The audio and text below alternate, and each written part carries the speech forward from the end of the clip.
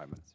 Thank you, Mr. Chairman, and thank each of you for being here today. We appreciate you taking time out to join us and participate in this. Mr. Anderson, I've got some questions for you specifically, if it's okay.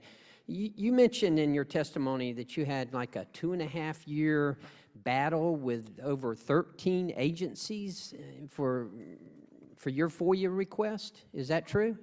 Yes, sir. I have to say that some of the agencies didn't take part in the battle. They simply retired and didn't take notice. But the federal judge here appointed a special master, which he doesn't want to look at the things himself, so he gets somebody who can do it. Right. And we kept arguing over a progressively smaller and smaller pool of documents as he would win an order. I would get an order from him to say, no, you can't deny those documents, give them to him. And right. Get a couple of boxes, and then the next time we'd have another go around. And the significant thing to me was, and I don't know if this is still very common, FOIA has specific requirements for when you deny access. You're not allowed to just say, no, it's classified, you can't do that, you can't have it.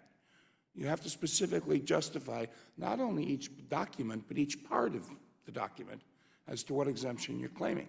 Right. And it took us a year to get them to even give that list, because universally, when the first replies we got were, no, can't have it, secret, classified, no. Right. Well, let me ask you. They were violating from the beginning. They violated all of the deadlines. They violated the regulations. And all that happened was the judge eventually said, you know, give him all the documents he wants. Okay. Well, did you ever go through the appeals process? Yeah, absolutely. Did you go through it with all 13 or just a few of them? With all 13? Yep. You went through the appeals process. Some of those appeal processes were simply never completed. Did a certain agency have were the appeals processes consistent among all the agencies, or were they different? They were different among all the agencies? Yeah, each of the agencies was different. Which one was the most difficult, would you say? I would say the two were the CIA and the NSA. Okay. They both seem to feel that nothing that they handled should be given to the public. Well, they must have been very difficult if it went on for more than 2 years, 2.5 years. The whole thing took 4 years. Wow.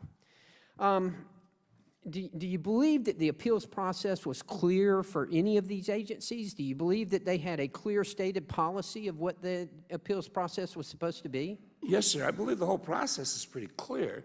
The regulations are clear. The law is clear. Was it clear to you about what the process was going to be like and what your rights were during the appeals process? Not at the beginning. You see, I work mostly overseas. I was a foreign correspondent. Right. And there aren't any other countries that have, you know, Freedom of Information Act that you can file for information on. Sure, sure. So when I came here and I told the people at the Freedom Forum this is what I'm going to do, I actually showed up early and said, I'm going to start these requests now, and I'm due to start my fellowship in 3 months. And when I get here, I'll have replies already from some of these agencies, and I can get started getting to work. And the director just laughed. He said, you've never done one of these before, have you? And I said, no, sir. Right. And he said, okay, you'll learn.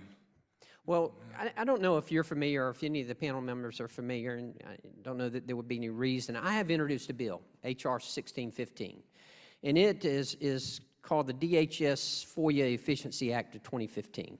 And it deals primarily, obviously, with DHS because, as I suspect you know, DHS has the largest backlog of any agency within the federal government. Mm-hmm. And it's something that I'm trying to address through this bill.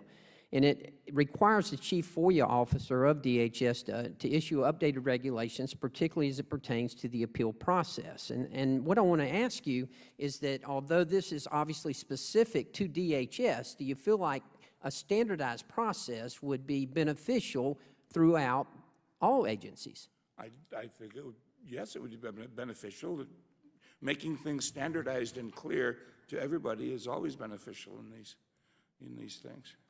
Yeah. And Ms. Atkinson, would you agree? Yes, sir. Any clarity, I think, is always good. But I still think it goes back to the heart of the idea. If there are directives or a culture in which they're being told to find excuses not to give material, that may not be, you know, as effective as it should be. Well, I would encourage all of you, and I want to thank all of you again for participating. I want to encourage you to keep an eye out for this, because this is something we're going to be pushing very hard. Again, HR 1615. Thank you, Mr. Chairman, and I yield back. Thank the